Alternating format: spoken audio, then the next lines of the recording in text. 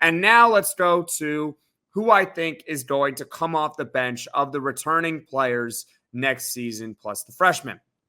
Let's start with the 7'4" center, Naheem McLeod. He started all 14 games for Syracuse.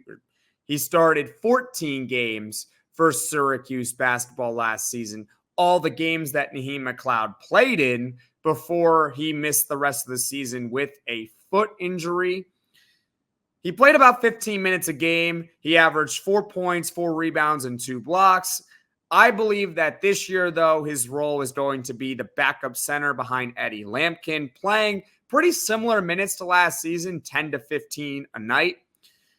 That's basically what he did at Florida State. And at Florida State, he also only started about 35% of the games that he played in. So this is a role that Naheem McLeod is very comfortable being in. And I think he's going to look better, even if he's not actually better, because his expectations this year, I think, are lower, right? I think most people would agree Eddie Lampkin's going to be the starting center, who I talked about it on yesterday's podcast. But that means that now Naheem McLeod can just be Naheem McLeod. He can be the backup center, be a solid defensive interior presence. He had 2 blocks per game last year and was only playing 15 minutes a game. So he can be a very serviceable, quality backup center for this team next year, even though last year he started all 14 games that he played in. Moving on to a junior point guard, a transfer from Kansas last season, Kyle Cuffe. Kyle Cuffe played in 29 games for Syracuse last year on about 11 minutes per game. In those 11 minutes, he averaged 3 points, 1 rebound, and 1 assist on 41% from the field and 34% from the three-point line, which is pretty good. And he was less than 50%. In fact, it was 46% from the free throw line. He had limited attempts from there, but still, that's not good at all. 46% from the free throw line as a guard is especially not good. And I believe that it'll be better next season because it's really hard to do that again. It's kind of like how it's hard to shoot 90% from the free throw line. It's also hard to shoot only 46% from the free throw line. Something's got to give. I believe that Kyle Cuffe's role next season is going to be diminished from last year. Kind of similar to what I said about Naheem McLeod, except I believe that Naheem McLeod is going to play similar minutes. He's just going to come off the bench. With Kyle Cuffe, he's going to come off the bench again. He has not started a game, I believe, in college basketball in his career. He's not going to be playing 11 minutes a night like he was last season. I just don't see it. I believe that his role will be to play probably about 5 minutes a game when he is asked to play. I don't think he's going to be able to play every game. I really don't. I think this team is deeper than it was last season. And when I look at the depth chart, where does Kyle Cuffe fall in terms of the guards? Keep in mind, Syracuse still has 3 open scholarships remaining and are rumored to be going after another guard.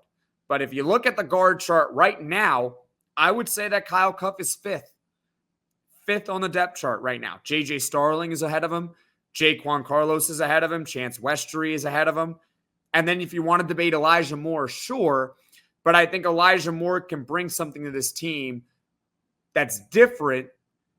Kyle Cuffe, they already have an upgraded Kyle Cuffe. His name is Jaquan Carlos.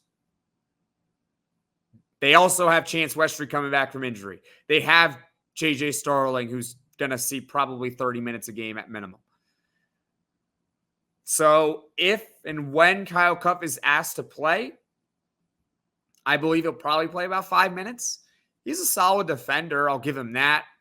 But overall, I don't see him having much of a role for next season. I believe he'll drop down to 6th on the depth chart once they bring in another guard. I think they will. But at minimum, he's 4 or 5. So not seeing many minutes for Kyle Cuffe. Moving on to the biggest wild card for next season and really could be the make or break. It's Chance Westry, a 6'6" guard / forward. I believe he has 3 years of eligibility remaining. I believe last year, if you want to count that as a red shirt, And then the year, I don't think the NCAA is going to give him 2 redshirt years. I believe they would only give him 1. So that would mean that he has 3 years of eligibility left. That's just my opinion. He still could have 4, but who knows? He is a transfer from Auburn from last season, and he was looking really good in camp as a former high-end 4-star recruit in high school. But then he missed all of last season with a lower body injury that he suffered in a preseason practice. And he's also dealt with knee injuries at Auburn. This is someone who can be a Swiss Army knife for Syracuse next season. That's how I see his role playing out. He can play the point guard. He can play the 2 guard. He can play small forward. He can play the 1 through 3 in the lineup. He's known to have great court vision. He's an excellent passer. That's what the scouting reports say. It's not that I'm down on him. It's just that you never know with him, right? We don't know exactly what he's going to look like next season. That's not to say that he's going to have a bad year or that he's going to have a good year.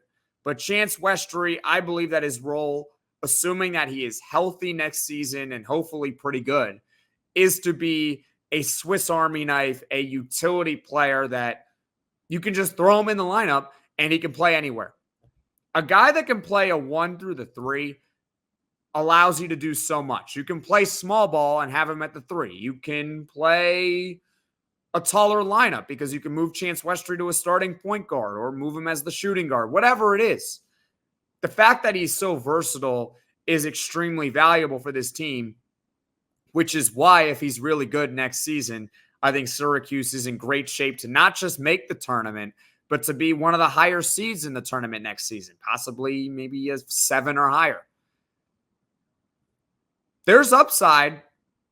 Just can he, with the injuries and all the time that he has missed, can he get to the level that he was in high school as a high-end 4-star recruit?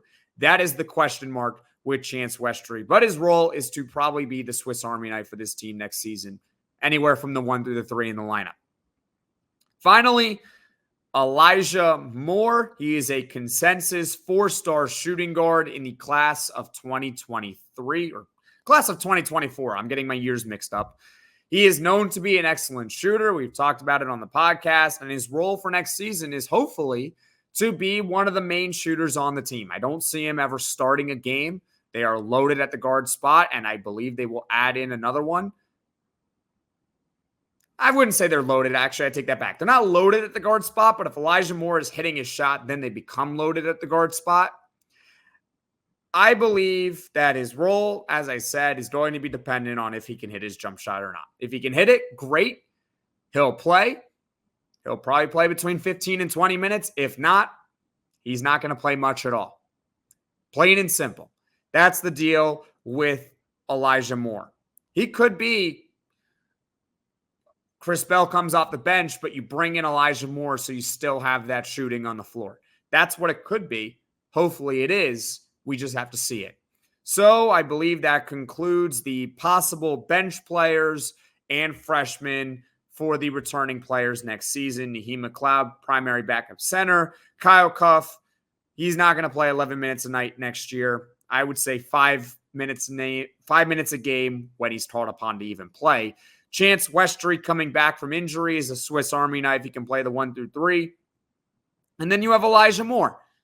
It's his shooting. Can he shoot the basketball next season? That's really what it's dependent on.